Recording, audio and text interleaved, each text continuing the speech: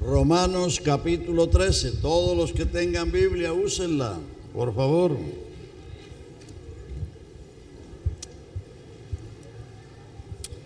Sométase toda persona a las autoridades superiores, porque no hay autoridad sino de parte de Dios, y las que hay por Dios han sido establecidas. De modo que quien se opone a la autoridad, a lo establecido por Dios resiste, y los que resisten acarrean condenación para sí mismos.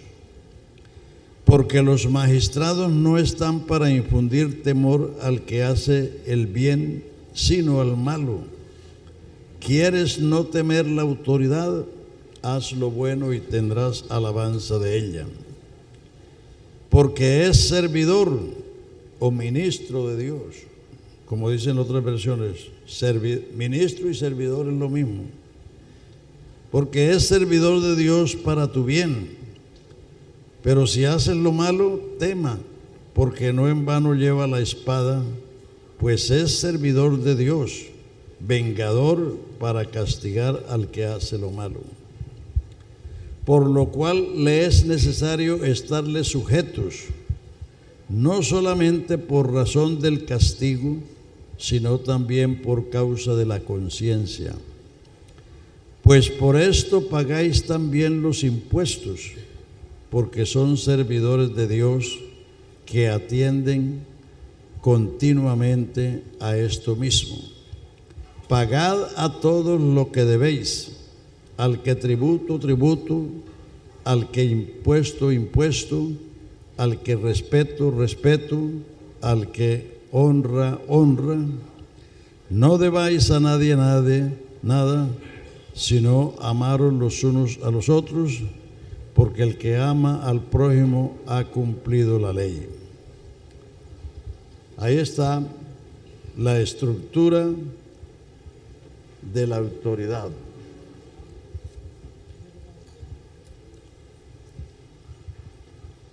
Sométase toda alma. Todos tenemos a quien estar sujetos. Nadie está libre de autoridad sobre sí.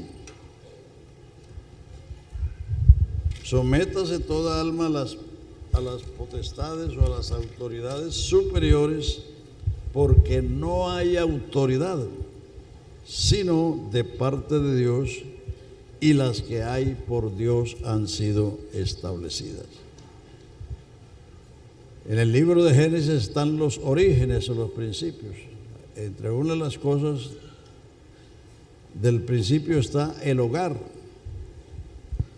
Y en el hogar Dios puso una autoridad, el hombre. Entonces, en la ciudad Dios ha puesto una autoridad, el alcalde. En el departamento, el gobernador. En la nación, el presidente. Y de ellos se derivan otras autoridades inferiores en sus diferentes cargos. Entonces, todos debemos someternos a la autoridad. Y en la iglesia, por consiguiente, también hay autoridad. Si usted lee en 1 Corintios 12, 28, dice, a Dios puso a unos primeramente en la iglesia.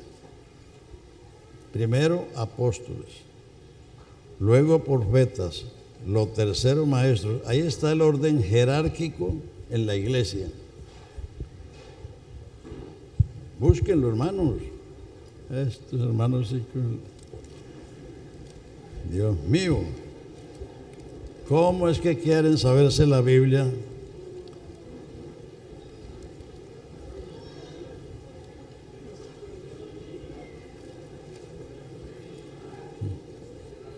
Quieren saberse la Biblia, pero no quieren leer la Biblia. Dios mío.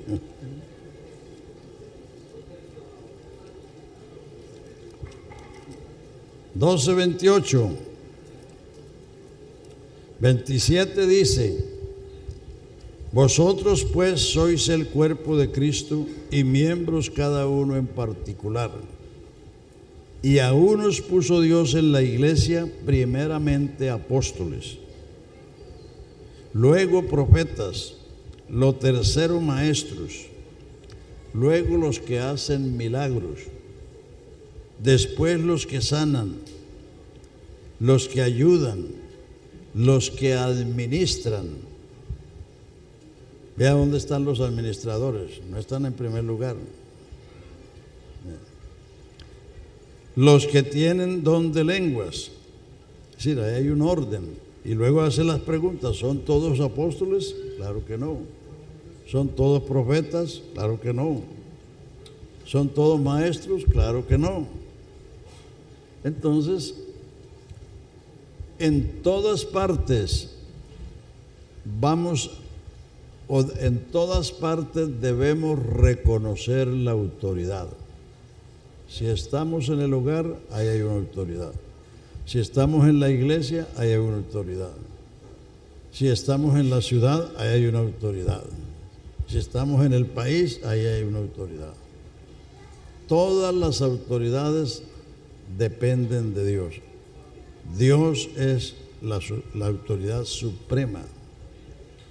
Por eso, hablando de Dios, dice que Él es el solo soberano.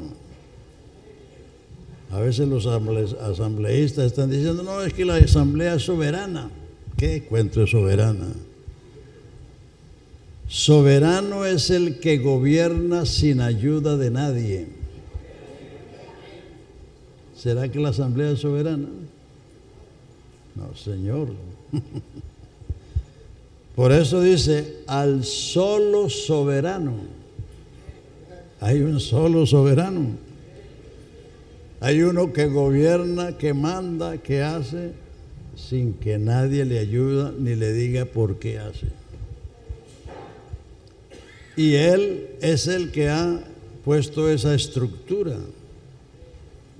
Y nos dice a todos que todos debemos someternos a las autoridades, porque están establecidas por Dios y están establecidas para nuestro bien y para reprimir a los malos. Que fuera que no hubiera un gobierno en la ciudad, viviríamos con la ley de la selva, que el mayor se come al menor. Por eso debemos orar por las autoridades. Es otra cosa que yo no he oído en Colombia, que la gente ore por el gobierno, cuando es una de las cosas principales. Primera Timoteo capítulo 2 dice exhorto, y en la antigua versión decía más fuerte, amonesto. Exhortar es animar, pero amonestar es exigir. Amonesto que se hagan peticiones, oraciones y acciones de gracias por todos los hombres, por los reyes, por los príncipes, por los hombres en eminencia, para que vivamos quieta y reposadamente en toda piedad y honestidad, porque esto es bueno y agradable delante de Dios nuestro Salvador, el cual quiere que todos los hombres sean salvos y vengan al conocimiento de la verdad. Uno de los deberes del cristiano es orar por sus gobernantes. Ante todo, no de último, porque los gobernantes son ministros de Dios, puestos por Dios, sea por elecciones o por golpe de Estado o lo que sea. El Señor es el que quita reyes y pone reyes. Por eso la iglesia hace más orando que criticando. La iglesia no debe unirse al coro de los críticos del gobierno, sino que la iglesia es la que debe orar por el gobierno. Por ahí vi una pequeña entrevista entre el presidente anterior y unos líderes religiosos que le estaban haciendo peticiones a Uribe, y creo que Uribe les dio un regaño y le dijo que lo que debían hacer era orar por ellos.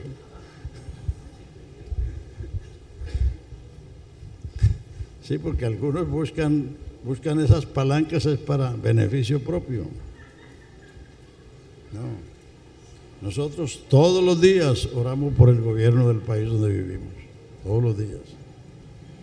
Por el presidente, por sus secretarios, por los gobernadores, por los alcaldes, por el Congreso, por la Corte Suprema, por todos los jueces, para que sepan gobernar, para que sepan legislar y para que sepan juzgar. Porque si Dios no les da luz, ellos lo que van a hacer es leyes y acciones que van a traer en perjuicio de la humanidad. Entonces lo que hagan en bien de la humanidad va a ser alabanza y gloria para Dios. Hay 3 clases de ministros. Salmo 103 habla de los ángeles como ministros. Salmo 103, verso 20. Bendecid a Jehová vosotros sus ángeles poderosos en fortaleza, que ejecutáis su palabra obedeciendo a la voz de su precepto. Los ángeles son la policía de Dios, son los ejecutores de los juicios de Dios. Por eso allá en el jardín hubo querubines. Por eso en todas esas revelaciones de Dios estaban los ángeles. Por eso en Apocalipsis los ángeles van a sonar las trompetas y van a derramar los tazones de la ira de Dios, porque ellos son la policía de Dios, los ejecutores de los juicios de Dios, y además son los protectores de los herederos de salvación. Lo dice el último versículo del capítulo 1 de Hebreos. ¿No son todos ellos ministros, protectores de los herederos de salvación? Entonces, por eso debemos orar por ellos. Entonces, porque ese es el orden establecido por Dios. Entonces, la iglesia como tal, lo que debe hacer, en lugar de criticar al gobierno, es orar por sus gobernantes, por sus legisladores y por sus jueces, para que Dios les dé luz, para que los ilumine, para hacer, y nos toca someternos. Ahora, si a uno le mandan a hacer una cosa contra la conciencia, ya no está obligado a hacerlo, porque el único señor de la conciencia es Dios. Si un policía te manda a usted a que vaya a matar a otro, usted no tiene por qué hacerlo. Pero no por eso usted puede agarrar al policía a trompadas. Usted tiene que someterse porque él es la autoridad, pero no está obligado a cumplir lo que él le manda, porque él está actuando fuera de su fuero. Entonces, y eso funciona en todos los órdenes, en el hogar, en la casa. Los hijos muchas veces se sujetan a regañadientes, es decir, hacen la cosa porque les toca, pero no porque realizan que su padre es la autoridad en la casa y que deben someterse a ellos. Y hasta en la iglesia pasa eso, porque hay rebeldes que atacan al pastor y que hablan mal del pastor. Si el pastor se equivoca, bueno, él tiene quien le juzgue. Y uno puede disentir de una cuestión que esté equivocada, pero no rebelarse. No por eso ir a tratar mal. Allá sucedió un caso recientemente en New York, unos hermanos que eran de Colombia y están ahora allá. Y porque el pastor cometió algún error ahí en invitar a una persona, pues ya estaban algunos hermanos tratándolo mal. Yo le digo, usted sí puede disentir de lo que él hizo, pero usted no puede rebelarse contra la autoridad. Es diferente. Aún el hijo puede decir que puede discrepar de lo que le dice su papá, pero en buen tono, en una actitud sumisa. Porque los padres nos equivocamos. ¿Sí o no? Claro. Muchas veces había que pedirle perdón a los hijos, porque nos hemos equivocado. Y en eso no hay ninguna humillación, sino en eso hay el hacer la voluntad de Dios y hacerle bien a la otra persona. Entonces, todos estamos bajo autoridad. Nadie es autónomo en sí mismo. Entonces, lo que tú tienes que hacer en todo lugar y en todo tiempo es saber cuál es la autoridad que usted tiene sobre su cabeza. Si es un hijo, tu padre. Si es una esposa, tu marido. Vea, vamos a comenzar desde allá, desde el capítulo 3 de Génesis. Ya lo había dicho, pero creo que fue el primer día. El Señor le dijo a Adán: de todos los árboles del huerto podéis comer su fruto, mas del árbol del conocimiento del bien y del mal no comeréis de él, porque el día que de él comieres, de cierto morirás.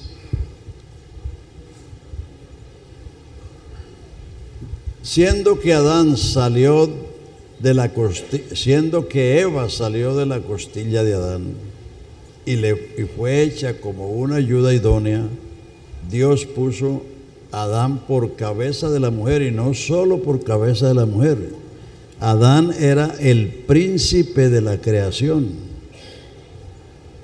Dios le dijo a Adán: señorea sobre los animales del campo, los peces del mar, las aves del cielo, sojuzga la tierra. Es decir, Dios puso a Adán como príncipe de su creación y le dio una ayuda idónea, porque no vio que era bueno que el hombre estuviera solo. Pero entonces el diablo no se dirigió a Adán, sino que se dirigió a la mujer.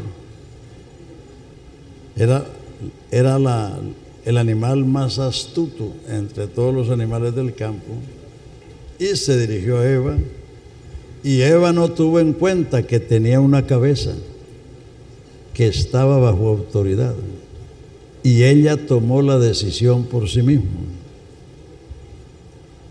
Porque el diablo le dice: con que Dios ha dicho tal cosa, no morirás. Primero la hizo dudar y luego le metió la mentira. Entonces, y además agregó Eva a lo que el Señor había dicho, porque Eva dijo que el Señor había dicho que no lo fueran a tocar. Eso no lo dijo Dios. O sea, que le añadió. Entonces, hermanas, por eso es que ustedes necesitan una cabeza. Una mujer sin cabeza,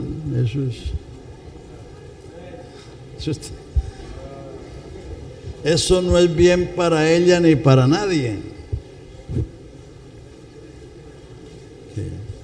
Entonces ahí vino el primer problema. Ahí viene el primer problema. Porque se desconoce la autoridad que Dios ha puesto. Ahí está el primer caso.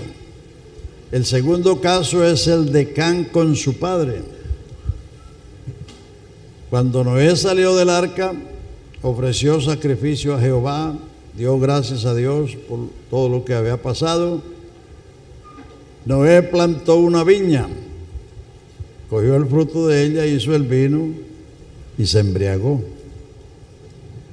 Y al embriagarse estaba desnudo en la tienda.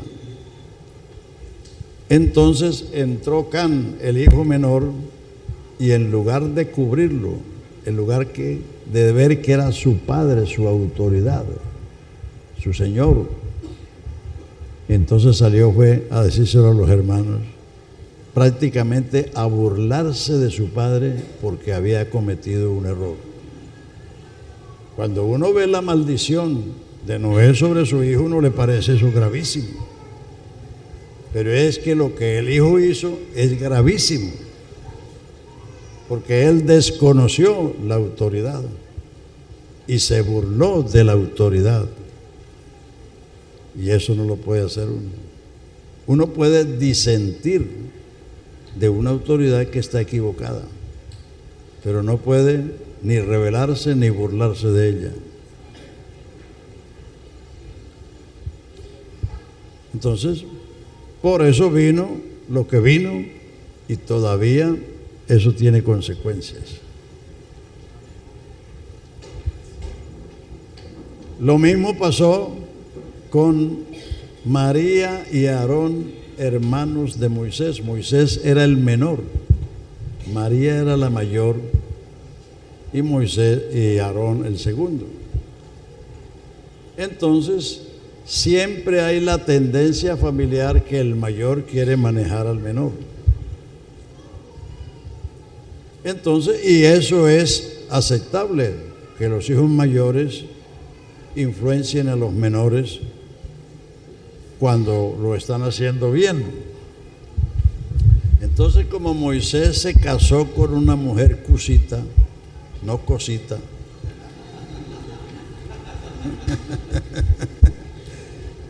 entonces ellos se creyeron con derecho de regañar a Moisés, y no solamente regañarlo, sino menospreciarlo. Entonces, en el capítulo 12 de Números está esa historia, que entonces ellos lo censuraron por haberse casado con esa mujer, y luego dijeron: ¿acaso por Moisés solamente ha hablado Jehová? ¿No ha hablado también por nosotros? O sea, menospreciaron la autoridad.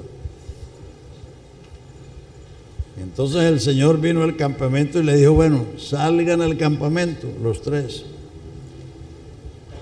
Y el Señor le dice: bueno, cuando haya profeta en medio de vosotros, yo le hablaré por visiones o por sueños, pero no así a mi siervo Moisés, quien es fiel sobre mi casa, sino que hablé cara a cara con él, como habla el hombre a su compañero. ¿Por qué no tuviste temor de hablar contra mi siervo Moisés?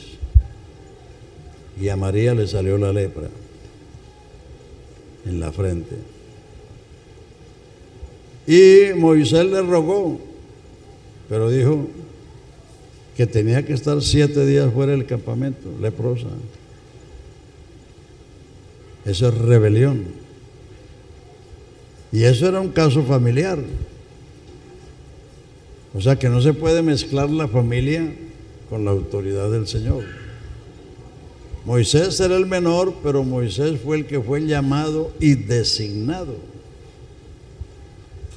para guiar el pueblo de Israel. Y el Señor le dio a Aarón como su profeta. Cuando Moisés dijo: Señor, yo no soy hombre de palabras, soy hasta tartamudo. Entonces el Señor le dijo: no conozco yo a tu hermano que habla bien, él será tu profeta y tú le serás Dios en lugar de él.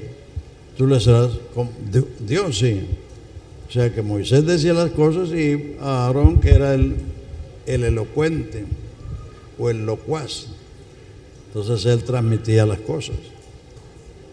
Entonces ellos, creyéndose mayores de él y en razón de un asunto familiar, lo censuraron y lo menospreciaron. Y eso lo oyó Jehová. Y en el capítulo 16 de Números, que está la rebelión de Coré, busquen en sus Biblias.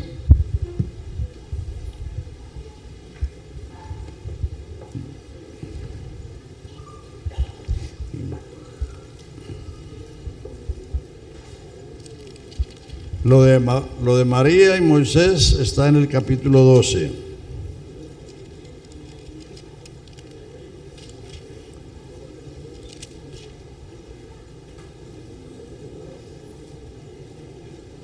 Pues es en el 19 que está.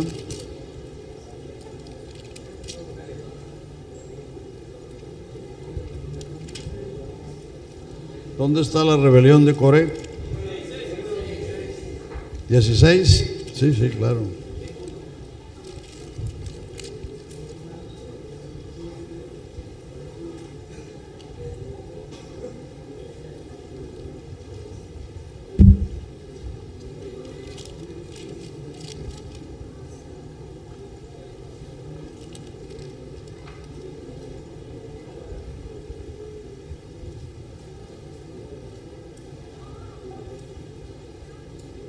Ah, yo no lo encontraba, pero era que estaba en Deuteronomio.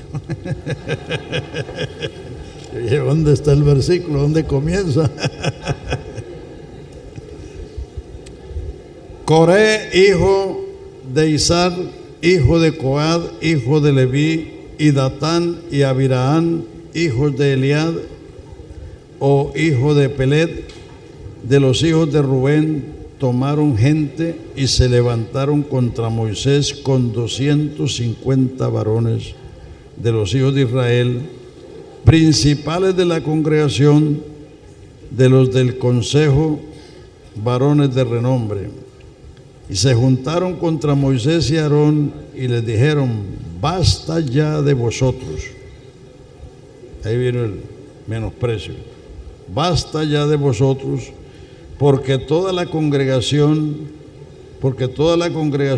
todos ellos son santos, y en medio de ellos está Jehová. ¿Por qué pues os levantáis vosotros sobre la congregación de Jehová?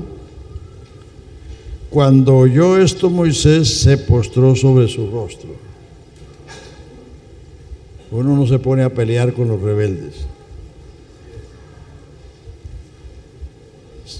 Se postró sobre su rostro. Él no sacó la vara para mandarlos al infierno de una vez.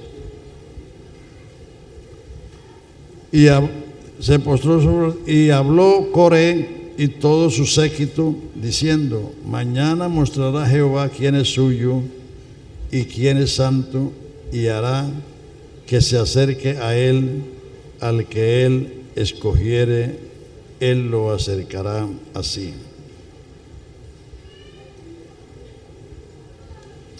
Haced esto: tomaos incensarios, Coré y todo su séquito, poned fuego en ellos y poned en ellos incienso delante de Jehová mañana, y el varón a quien escogiere Jehová, aquel será santo. Esto os baste, hijos de Leví. Dijo más Moisés a Coré: oíd ahora, hijos de Leví. ¿Os es poco que el Dios de Israel os haya apartado de la congregación de Israel, acercándoos a él para que ministréis en el servicio del tabernáculo de Jehová y estéis delante de la congregación para ministrarles? ¿Y qué te hizo acercar a ti y a todos tus hermanos, los hijos de Leví, contigo? ¿Procuráis también el sacerdocio?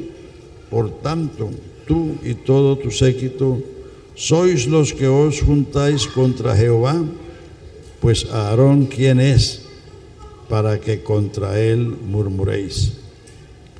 Y envió Moisés a llamar a Datán y a Abiraán, hijos de Eliad, mas ellos respondieron: no iremos allá. Estaban rebelados. Es poco que os haya hecho venir a una tierra que destila leche y miel, para hacernos morir en el desierto, sino que también te enseñorea sobre nosotros imperiosamente. Ni tampoco nos ha metido tú en la tierra que fluye leche y miel, y no nos has dado heredades de tierras y de viñas. Sacaréis los ojos de estos hombres, no subiremos. Entonces Moisés se enojó en gran manera y dijo a Jehová: no mires a su ofrenda, ni aún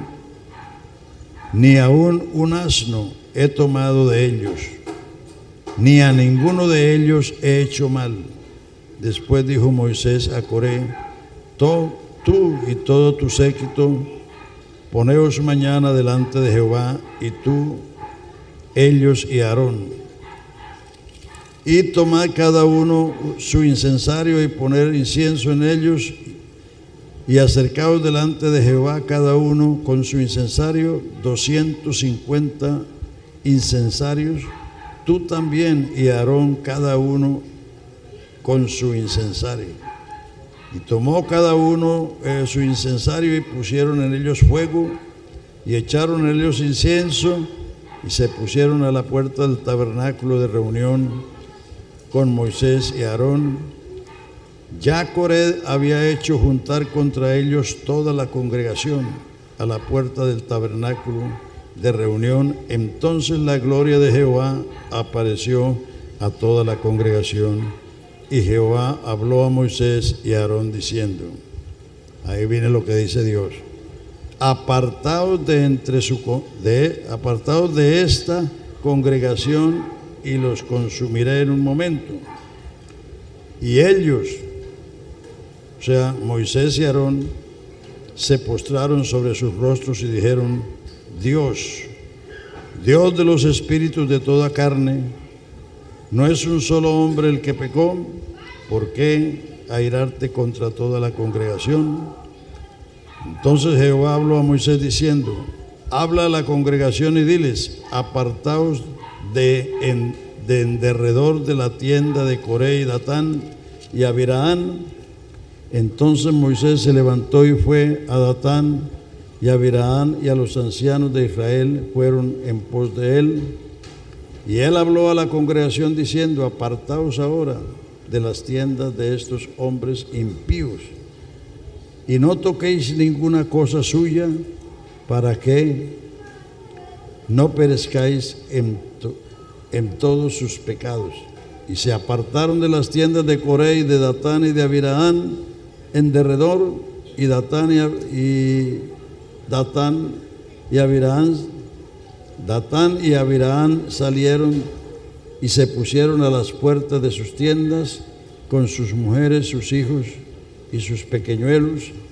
Y dijo Moisés, en esto conocerás que Jehová me ha enviado para que hiciese todas estas cosas, y que no las hice de mi propia voluntad. Si como murieron todos los hombres, mueren estos, o si ellos al ser visitados siguen la suerte de todos los hombres, Jehová no me envió.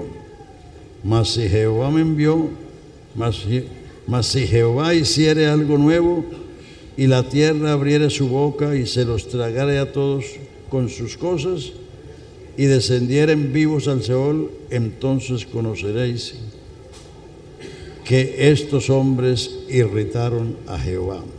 Y aconteció que cuando cesó de hablar todas estas palabras, se abrió la tierra que estaba debajo de ellos, abrió la tierra su boca y los tragó a ellos, sus casas, los hombres de Coré y todos sus bienes. Ahí está la acción de los rebeldes y la acción del siervo de Dios. Moisés no se puso a pelear con ellos, se postró para hablar con su Señor y dejó que Dios actuara. En esos casos hay que hacer eso. Yo puedo contarles un caso que ha sucedido en los años de mi ministerio. En Fundación había una pareja que se oponían a todo lo que se hacía en la iglesia. Si se hacía un ayuno, si se hacía una vigilia, si se hacía un retiro, si se hacía cualquier cosa, ellos se oponían. Condenaban la gente porque usaban polvos, porque usaban desodorante, uno de los diáconos tenía a la mujer embarazada y claro, lo llevaba donde el médico para control, y entonces decía que la gente no tenía fe, que estaban, condenando todo lo que se hacía. Yo era apenas un obrero en ese entonces. Entonces yo lo que hice fue le dije a la iglesia, esta semana no vamos a tener cultos, vamos a venir todas las noches a orar a Dios. Vamos a suspender los cultos y vamos a orar. El hombre trabajaba en una planta de hielo a 2 cuadras de la iglesia. Y en esos días hubo un ventarrón y se corrió unas láminas de zinc del techo de allá de la fábrica de hielo. Y él, sin que nadie lo mandara y sin que le correspondiera hacer eso, se fue allá al techo a arreglar las hojas de zinc y se resbaló y se vino sin escalera y cayó en unos muros de concreto. Cuando yo fui, porque enseguida me avisaron, echaba sangre por los oídos, por las narices, por los ojos, por la boca. Es decir, hasta yo me mareé de ver la situación del hombre, ¿sí? Me dio un mareo terrible. Bueno, ese hombre que condenaba que la gente se tomara un mejoral para el dolor de cabeza o cualquier cosa, él no se murió de esa, duró 3 años. Y las nalgas se las pusieron como un colador a punta de inyecciones para que sobreviviera.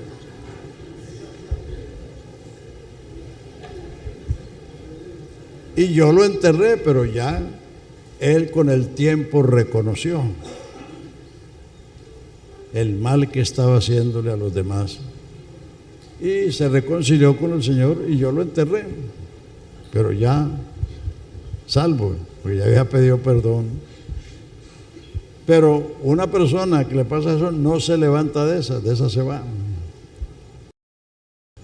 Pero si uno se pone a pelear con la gente, para pelear se necesitan 2. No seas vencido de lo malo, vence con el bien el mal.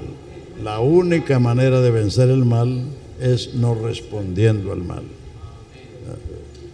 Entonces, ahí están los casos de la mujer,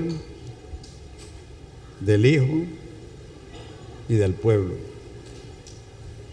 Entonces, la autoridad, hermano, usted tiene una autoridad en su vida. Si ya usted es un hombre hecho y derecho, mayor, casado, etcétera, usted tiene una autoridad tanto en la ciudad como en la iglesia. Si usted es un joven, si usted es un hijo que vive todavía con sus padres, usted tiene una autoridad que es su padre. Y todas las autoridades han sido puestas por Dios, y el que se rebele en cualquiera de esos grados, pues sufre consecuencias. Por eso el Señor nos dijo: venid a mí todos los que están trabajados y cargados, que yo os haré descansar. Llevad mi yugo sobre vosotros y aprended de mí, que soy manso y humilde de corazón, y hallaréis descanso para vuestras almas. Aleluya, aleluya. Ninguno de nosotros somos soberanos. Al solo soberano, Rey de reyes, Señor de señores, el único que tiene inmortalidad, que habita en luz inaccesible, a quien ninguno de los hombres ha visto ni puede ver, al cual sea el imperio, la gloria, por los siglos de los siglos. Amén. Creo que no necesita más explicación eso, sino que cada uno en su posición que está piense cuál es su autoridad. Recuerden el pasaje de Mateo 8, cuando el centurión romano, que era un oficial del ejército romano, le dice a Jesús que su siervo estaba gravemente enfermo. Entonces Jesús le dice: yo iré y le sanaré. Pero el centurión le dijo: no soy digno de que entres bajo mi techo, mas solamente di la palabra y mis criados sanarán, porque yo soy hombre bajo autoridad y tengo bajo mis órdenes soldados. Nadie que no reconozca la autoridad es apto para ponerlo en autoridad. Esa es una cosa clave. El que no reconoce que tiene una autoridad sobre él no es apto para ponerlo en ningún puesto de autoridad. Di la palabra y mi criado sanará, porque yo soy hombre bajo autoridad y tengo bajo mis órdenes soldados. Y digo a este, ven y viene, y a mi siervo hace esto y lo hace. Y el Señor Jesús se maravilló. De cierto digo que ni aún en Israel he hallado tanta fe. Él sabía que para ejercer autoridad sobre sus súbditos necesitaba estar bajo autoridad, porque había unas autoridades más altas que él. Así. Entonces eso debe llevarnos a comprender. Uno no necesita tanto tilintilín, sino entender, creer y obedecer estas cosas, y siempre te irá bien. Honra a tu padre y a tu madre para que te vaya bien y seas de largos días sobre la tierra. Si usted acata la autoridad que tiene, eso le va a hacer bien. La rebeldía no le hace bien a nadie. Dice en uno de los salmos, los rebeldes no serán enaltecidos. Los rebeldes no serán, así busquen, pero no serán enaltecidos. El que se ensalza será humillado, y el que se humilla será ensalzado. Esa es la ley del Señor. Y eso es lo que es ser cristiano. Antes que todo, uno tiene que ser cristiano, es decir, para poder entonces enseñar a otros primeramente. Y hay tantos otros casos. Aparentemente, el que ve el pecado de David y el pecado de Saúl, aparentemente el pecado de David era peor. Pero eso digo aparentemente, porque fue un pecado de adulterio y de homicidio. Y no obstante, el Señor remitió ese pecado y le perdonó la vida, porque David mismo dictó su sentencia de muerte. Cuando el profeta le dijo la parábola del hombre rico y del pobre que tenía la única oveja, David se encendió en ira y dijo: el que tal hizo debe morir y pagar la cordera 4 veces. Y el profeta le dice: tú eres ese hombre. Y pues, es para quedarse de una sola pieza. Entonces, cuando él escribió el Salmo 51, ten piedad de mí, oh Dios, conforme la multitud de tus piedades, borra mis rebeliones, límpiame de mi maldad, porque contra ti solo he pecado y he hecho lo malo delante de tus ojos. Tú eres justo en tu juicio y puro en tu palabra, pero yo fui engendrado en maldad y concebido en pecado. Crea en mí, se anticipó a la nueva creación, crea en mí un corazón nuevo y un espíritu recto dentro de mí. Entonces anunciaré a los transgresores sus caminos y los pecadores se convertirán a ti. Entonces te serán agradables los holocaustos del todo quemados sobre tu altar. El pecado de Saúl fue rebelión. El pecado de David fue un pecado humano. La rebelión es un pecado espiritual. Entonces, ¿por qué Dios le dijo a Saúl: ve y destruye a Amalek? Y entonces él fue, pero vio el ganado gordo, las ovejas gordos, y entonces lo reservó, y aún le preservó la vida al rey de Amalek. sí, desobedeció tácitamente la orden. Él era el rey, pero él en Israel, ante Israel era rey, pero ante Dios era el príncipe. Y el príncipe está bajo la autoridad del rey. Entonces él desechó la palabra de Dios y de hecho Dios ¿cómo es que dice el texto? Dios lo rehusó, sí. Y entonces Saúl, aunque siguió en el trono por años, pero era un príncipe caído.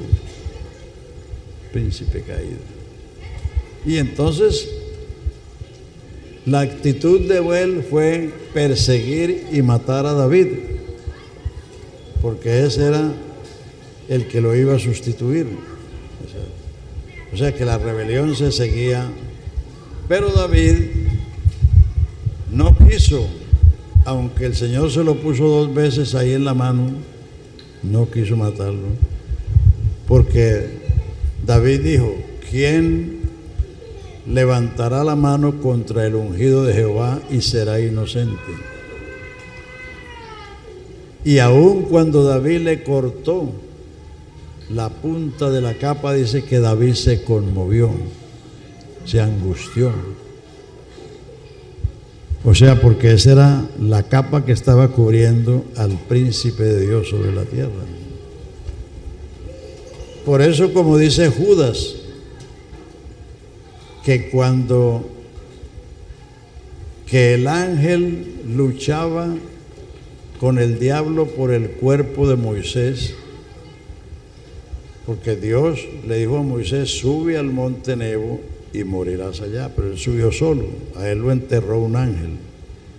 Dios hizo eso para que no hicieran de Moisés un ídolo, porque si los israelitas supieran dónde murió Moisés, dónde fue enterrado Moisés, hubieran hecho un santuario allá. Entonces Dios mandó un ángel a enterrarlo, y ese ángel luchaba con el diablo por el cuerpo de Moisés. Pero el ángel no se atrevió de usar juicio de maldición contra el diablo, porque el diablo era príncipe sobre los ángeles, sino que dijo: el Señor te reprenda. La autoridad, la jerarquía. Ese es el orden jerárquico.